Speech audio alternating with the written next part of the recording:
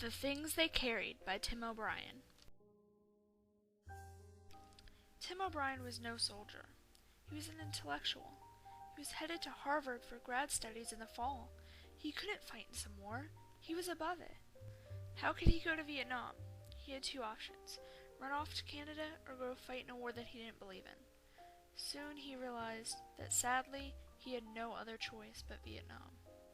Tim's platoon was his new family. Dobbins, Jensen, Lavender, Saunders, Boker, Kiley, and Kwowa had his back, and he had theirs.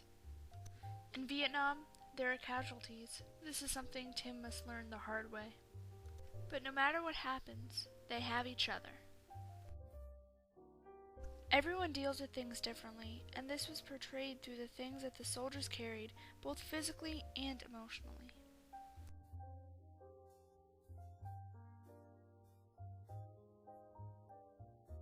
The average age for Tim's platoon was 19 years old. These kids were in for the experience of their lives. Could you fight in such a tremendous war and go through all which is associated with it?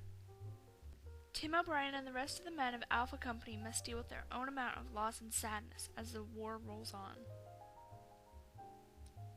Not only are these men soldiers, but most are friends. This is key to the plot and relationships developed in this great war story.